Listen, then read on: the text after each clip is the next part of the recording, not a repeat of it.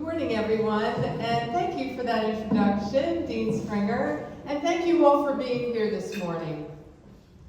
My name is Jane Dwyer-Lee, and just as a way of an introduction, I just want to share a little bit of my story and what international programs have meant to me.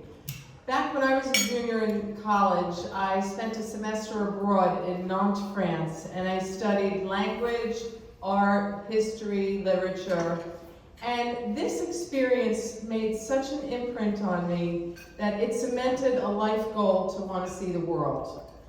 And I believe firmly that immersion in different cultures fosters a personal growth and a self-awareness that helps anyone who's experiencing them to develop things like traits like adaptability, tolerance, resilience, and other valuable traits for students and for social workers.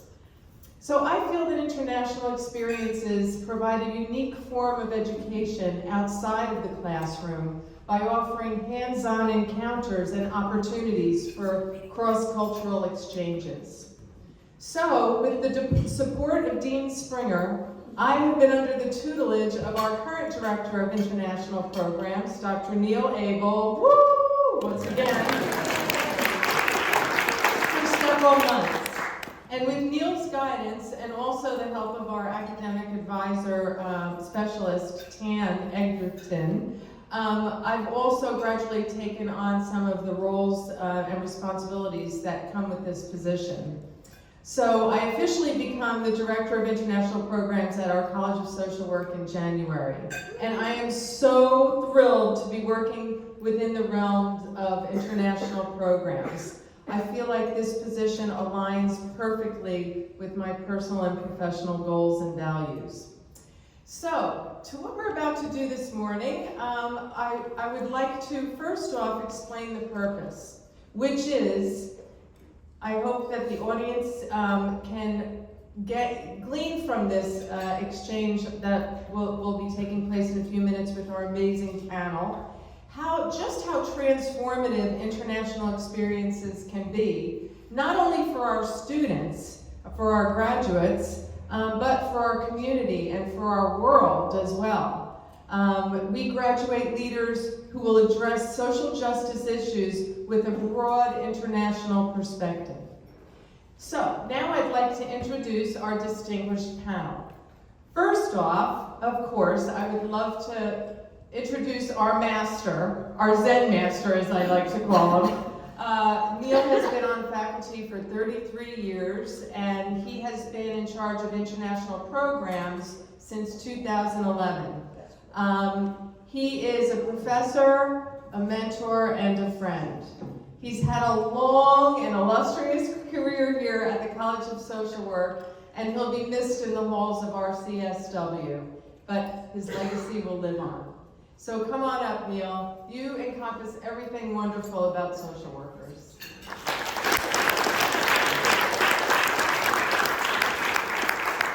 Next, I'd like to introduce Dr. Gashaye Tefera. He is an international social work researcher and an educator with a focus on health disparities and access among immigrant and refugee populations. His academic and practice experience connects Africa, Europe, and the U.S. Come on up.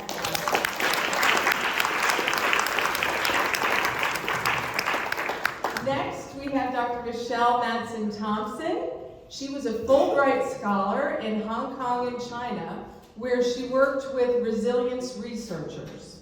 She's now in her second term as an FSU Fulbright committee member with the LSI organization in Prague. She's created online resilience content across the EU. Come on up, Machelle.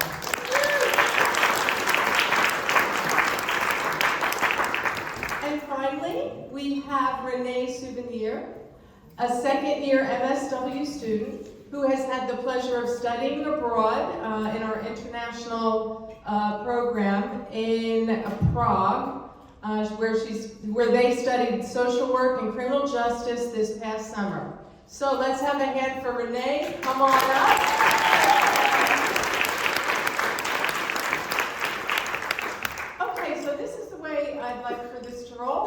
I think this makes the most sense. No pressure to answer every question, but once that you feel drawn to answering, just grab the mic.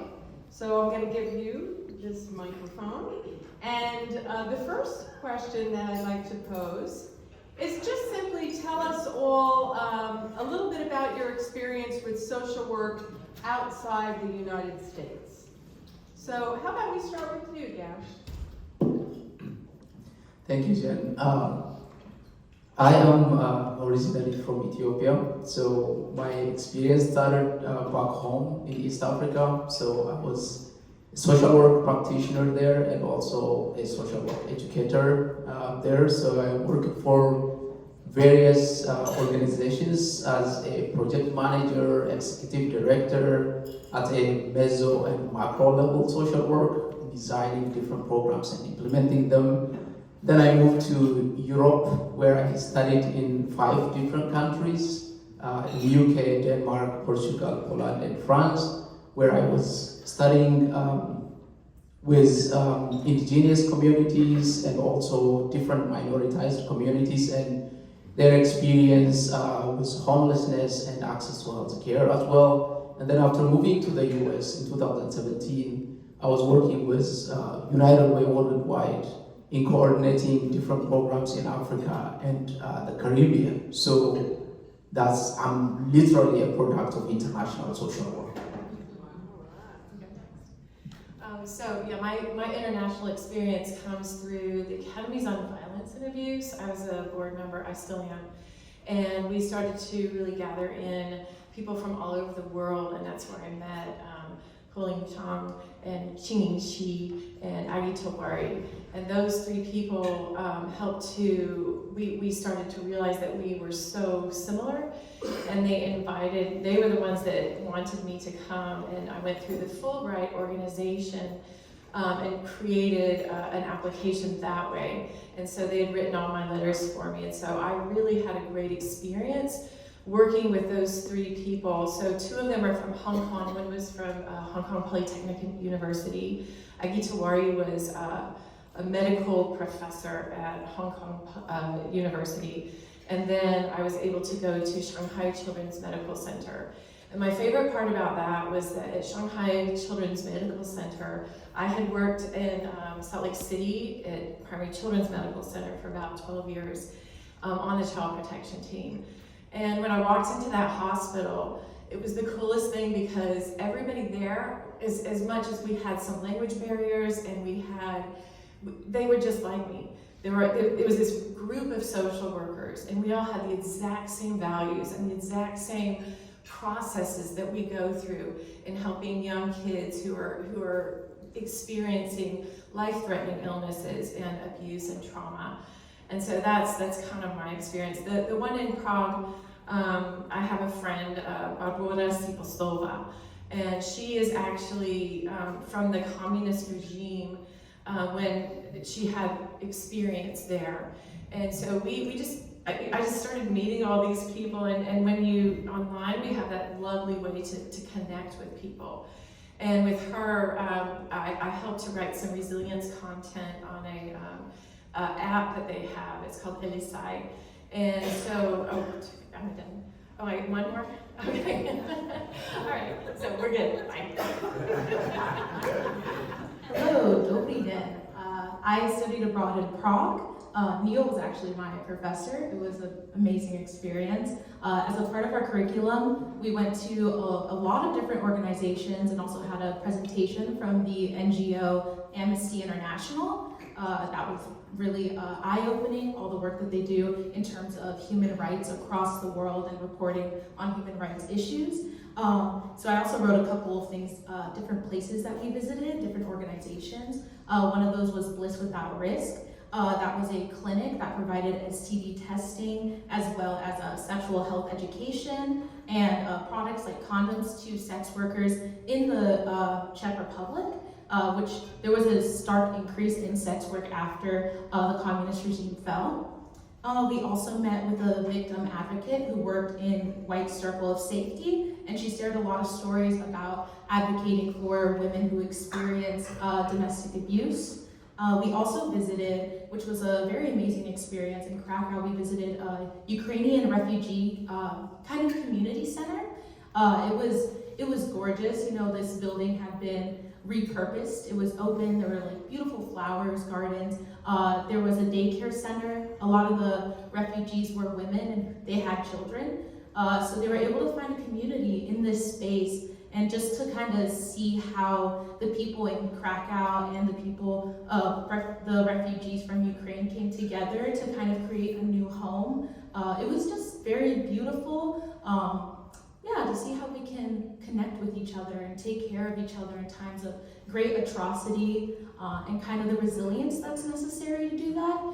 Very beautiful. I was humbled to be in the presence of all these different people with an amazing background and a lot of rich stories. So yeah. Oh, here. All right, thank you, everyone. So next, what can you share with social workers from other countries about our own expertise and our own experience over here?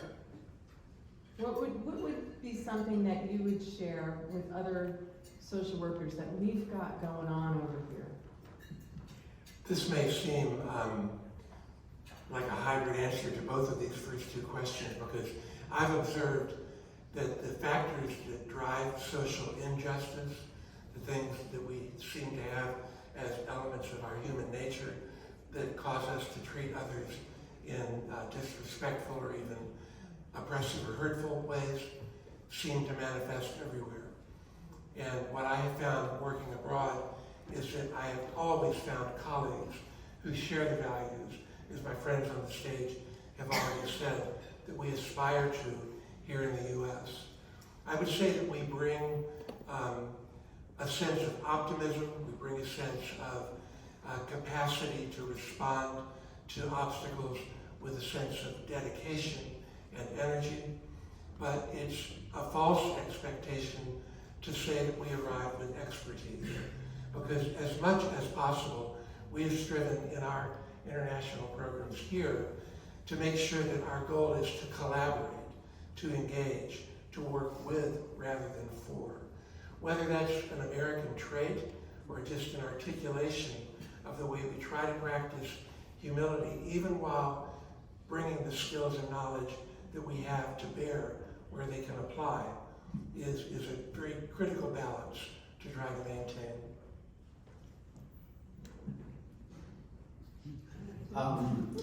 I'm not from the US, as you know, but through my time since 2017, I could see some differences in terms of social work practice between the other parts of the world, I can't generalize, and the United States. There is a high tendency to standardize practices in the US, actually going from the upper hierarchy to the downwards, a kind of a deductive approach where we tend to prescribe stuff. So I think when we go outside the US, one thing we can take is like the rigor and systematization of different sorts of practices, but also I believe that we can learn to be open and culturally kind and practice cultural humility so that we can open up to take indigenous practices and localization of social work practices from other areas, because sometimes the standards and the science we practice here may not always work in the other parts of the world. That's something I would take as a social worker from here. All right. Next, how about we then pivot from that, and maybe you can share with the audience what can we learn from our counterparts in other countries.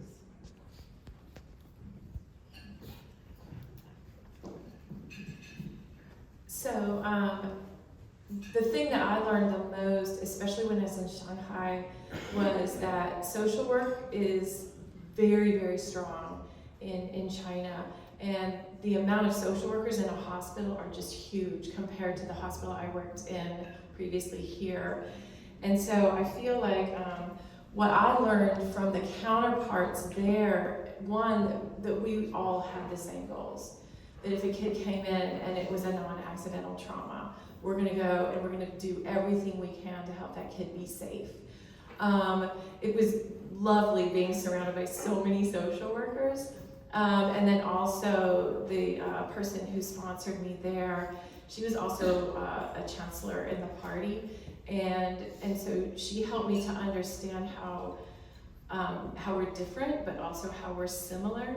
And I think that's something we really need right now with China, because there's a lot of rhetoric that's going on. And when you're sitting there with people who have the exact same values as you, all the way across the world, not just halfway, you're really, really together. You see yourself as something that can make our world better. And that was really important to me, and to see how similar we were, it blew my mind actually, because I thought, okay, I'm gonna have this culture shock or whatever. But we would start talking, and we all thought the exact same way about our patients. Hi again. So I actually brought the book that we read, our prescribed reading was On Tyranny, which was 20 Lessons from the 20th Century by Timothy Schneider. It's a great little book. So this kind of applies to just people in general, social work as well, of course. But it kind of talks about Europe, like what we can learn from Europe when they experience communist control and like the Nazi regime. So it's kind of teaching us ways to see the rise of fascism and how we should react to it. And one of the chapters that I thought was really kind of sweet and rather short, it was chapter 12, and it talked about making eye contact, the importance of saying hi on the street and things like that. So I think a lesson that we can kind of learn is that it's important to build community with each other. It's important to engage with each other. As institutions crumble, we are all that we have. And so that's I think a strong social work value, but also one that we want to take and share with everyone that we can. So yeah, and the people in the Czech Republic can be rather cold. You can kind of tell that they're still suffering from the communist regime and the impact it's had on them, the violence of a surveillance state and like a totalitarian regime. So, being able to warm up and like connect to each other, even strangers, neighbors, I just think that's very important, and I learned that over there, so yeah. I just want to add one thought there. Often I have felt in other countries that I'm exposed to a stronger commitment to human rights than we sometimes see expressed in the U.S.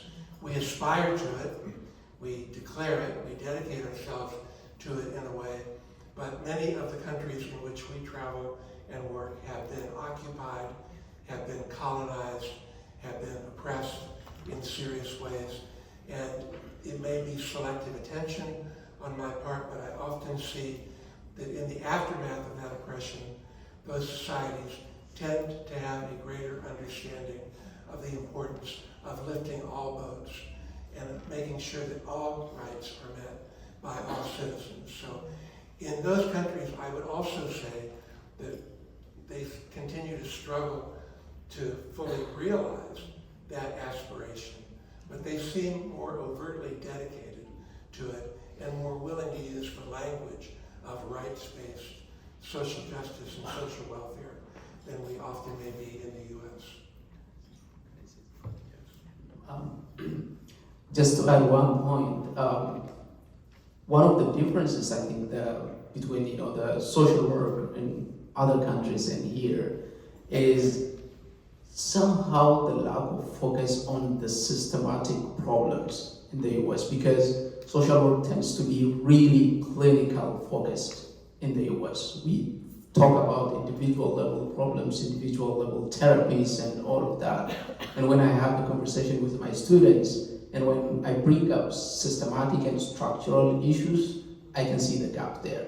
In other places, the eyes are focused on the systems that are producing the inequalities and differences that are actually trickling down to causing those individual problems. So that's the biggest, I think, difference that we can learn from other social work practices around the world.